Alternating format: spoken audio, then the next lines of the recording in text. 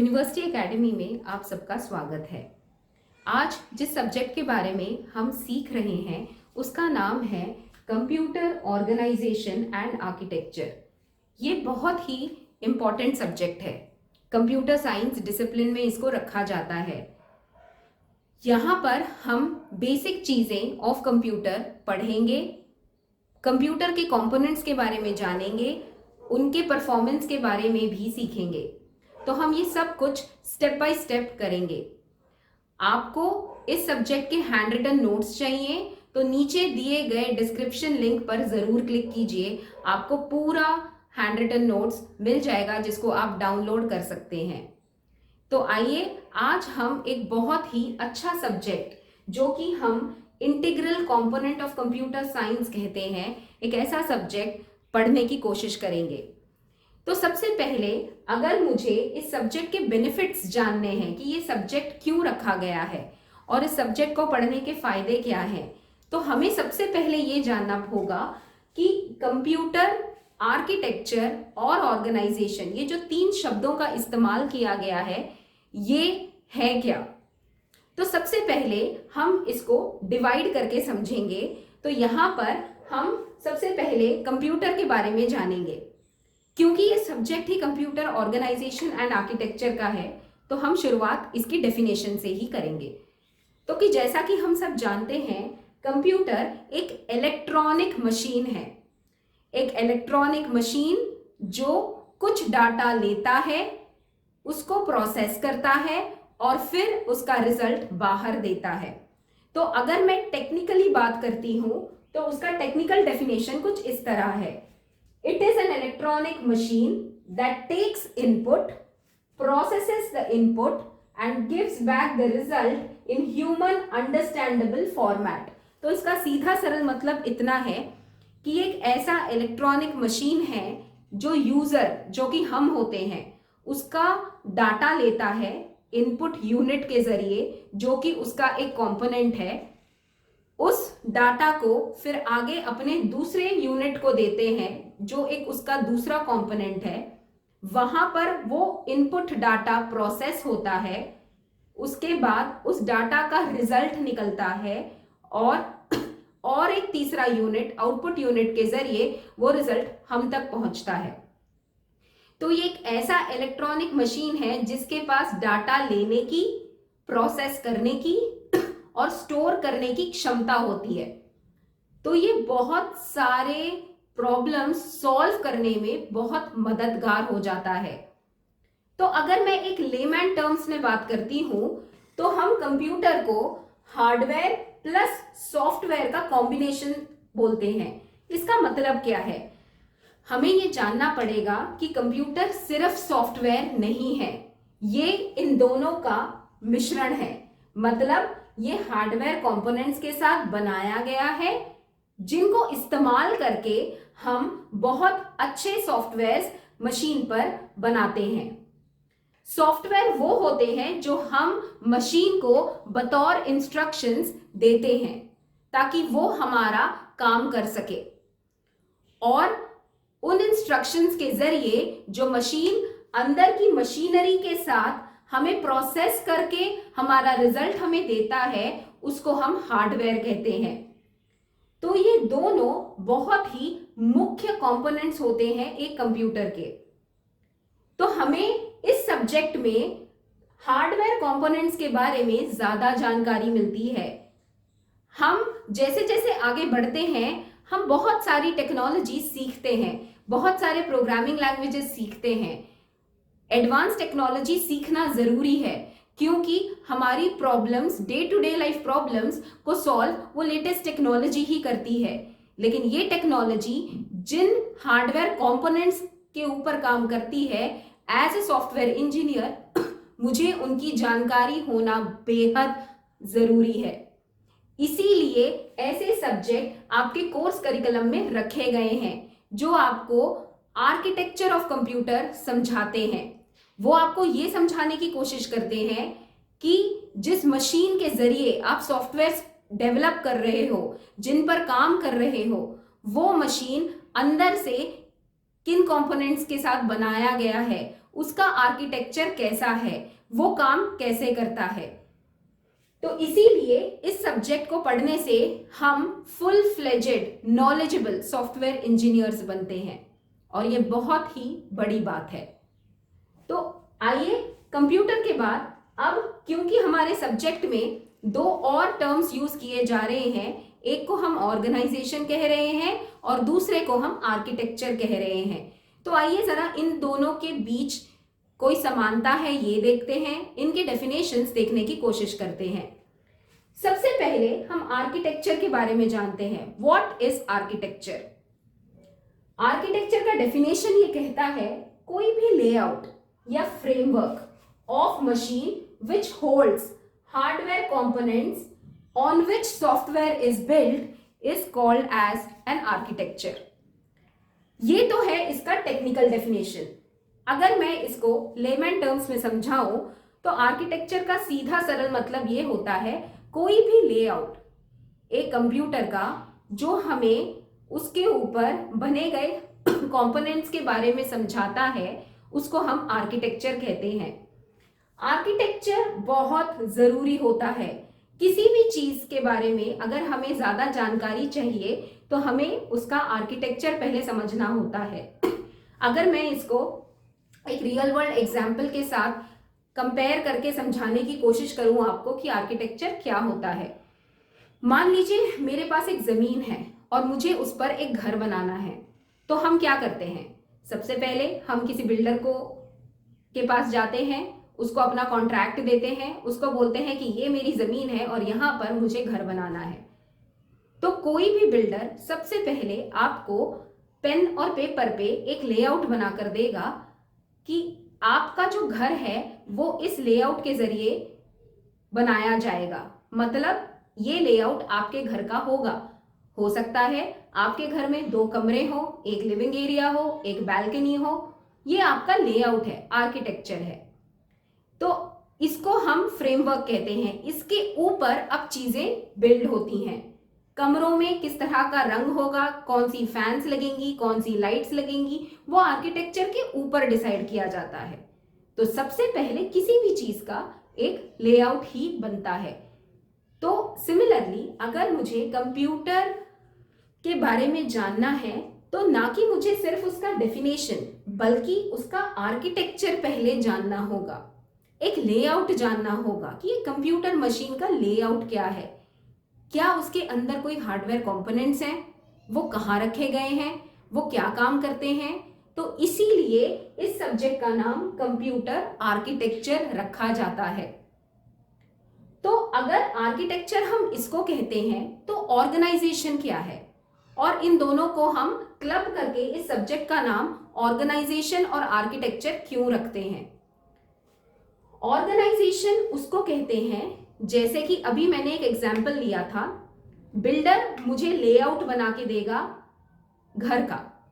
हो सकता है मेरे ऑर्गेनाइजेशन में, मतलब मेरे घर में 2 कमरे, लिविंग एरिया, बैल्कनी और किचन हो सकता है आपके लेआउट या आपके आर्किटेक्चर ऑफ घर में 3 कमरे, 1 बैल्कनी, 1 लिविंग एरिया और 1 किचन हो।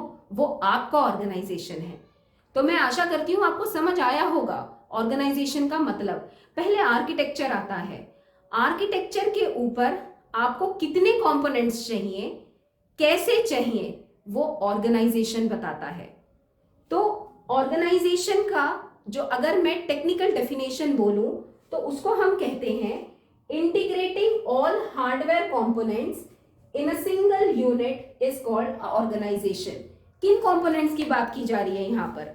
मैं यहाँ पर कंप्यूटर को रेफरेंस लेकर ये डेफिनेशन समझा रही हूँ। तो यहाँ पर जिन कंपोनेंट्स की बात की जा रही है वो हार्डवेयर कंपोनेंट्स हैं। इसका मतलब ये है कि आपके मशीन का आर्किटेक्चर सेम रहेगा। मतलब कंप्यूटर का आर्किटेक्चर हर जगह सेम रहेगा। वो लेआउट है, वो कभी नहीं बदलता। उसमें मुझे एक इनपुट यूनिट चाहिए जो मुझे बाहर का डेटा मशीन को दे। उसके बाद मुझे एक प्रोसेसिंग यूनिट भी चाहिए जो उस डाटा के ऊपर प्रोसेस करे। उस प्रोसेस्ड रिजल्ट को बाहर लेकर आने में आउटपुट यूनिट मदद करता है। तो ये सारे यूनिट्स मुझे चाहिए, इसको हम आर्किटेक्चर कहते हैं, इसको हम लेआउट कहते हैं। वो हर मशीन में समान मिलेगा, जो बदलेगा वो होगा ऑर्गेनाइजेशन।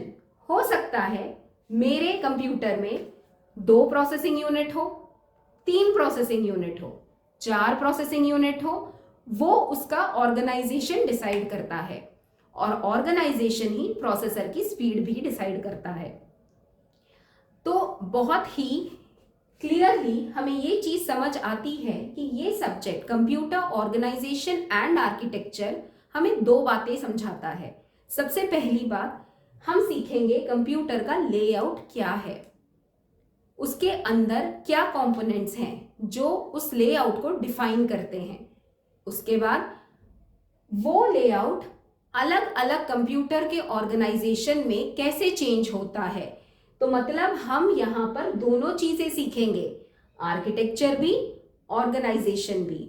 जब हम ऑर्गेनाइजेशन सीखेंगे, हम उस हर मॉड्यूल के परफॉर्मेंस की भी बात करेंगे। अगर मैं कहती हूं कि मेरे पास एक ऐसा मशीन है जिसके पास एक प्रोसेसर, एक इनपुट यूनिट, एक आउटपुट यूनिट और एक मेमोरी है, तो ये मेरा एक ऑर्गेनाइजेशन है। हो सकता है उस ऑर्गेनाइजेशन की परफॉर्मेंस स्लो रहे, उसके अपने पैरामीटर्स होते हैं जिसकी वजह से हम ऑर्गेनाइजेशन की परफॉर्मेंस मेजर करते हैं। अगर मैं दूसरे मशीन की बात करती हूं, अगर उसके पास 2 प्रोसेसर, एक इनपुट यूनिट, एक आउटपुट यूनिट और एक मेमोरी यूनिट है, तो मैं कहूंगी कि वो दूसरा ऑर्गेनाइजेशन है मशीन का, और उस ऑर्गेनाइजेशन का परफॉर्मेंस बहुत फास्ट है, उसके अपने मेजरेबल पैरामीटर्स होते हैं। तो यहां पर गौर करने की बात यह है कि ऑर्गेनाइजेशन तो हम बाद में बात करेंगे, लेकिन सबसे पहले जो अहम बात है जो हमें सीखनी चाहिए, समझनी चाहिए, वो ये है कि आर्किटेक्चर मशीन का क्या है। क्योंकि चाहे मैं मशीन 1 की बात करूं या मैं मशीन 2 की बात करूं, आर्किटेक्चर या लेआउट सब में समान है। जो चेंज होता है वो होता है ऑर्गेनाइजेशन। तो इसीलिए इस सब्जेक्ट का नाम कंप्यूटर ऑर्गेनाइजेशन एंड आर्किटेक्चर है। तो इस सब्जेक्ट में हम दोनों चीजें पढ़ेंगे, आर्किटेक्चर भी और ऑर्गेनाइजेशन भी। तो अब आइए, हमने जो शुरुआत की वीडियो में मैंने एक पॉइंट आपको बोला था कि इस सब्जेक्ट को पढ़ने के बेनिफिट्स क्या हैं। हम एक ऐसे डिसिप्लिन में हैं जो हर दूसरे महीने एक नई टेक्नोलॉजी हमारे सामने एज अ चैलेंज लेकर आता है कि हमें उस टेक्नोलॉजी को सीखना है, समझना है, फिर अपने रोजमर्रा की प्रॉब्लम्स को लेकर उस टेक्नोलॉजी को इम्प्लीमेंट करना है। तो हर रोज जब टेक्नोलॉजी बदल रही है, एक चीज जो नहीं बदल रही वो है ये इलेक्ट्रॉनिक मशीन। तो अगर मैं एक सॉफ्टवेयर इंजीनियर हूं तो मुझे इस मशीन का सब कुछ पता होना चाहिए, ना कि इसके साथ काम करना, इसके ऊपर काम करना, बल्कि ये कैसे काम करता है ये भी जानना, ताकि मुझे पता चले कि अगर मैंने कोई टेक्नोलॉजी सीखी है तो वो इस मशीन पे काम करेगी और इस मशीन पे काम नहीं करेगी। वो सिर्फ वो इंजीनियर बता सकता है जिसको आर्किटेक्चर की नॉलेज होती है। एक छोटा सा एग्जाम्पल यहां पर मैं देना चाहूंगी। आजकल हम लेटेस्ट टेक्नोलॉजीज के बारे में बात करते हैं, जैसे हम आर्टिफिशियल इंटेलिजेंस और मशीन लर्निंग की बात करते हैं।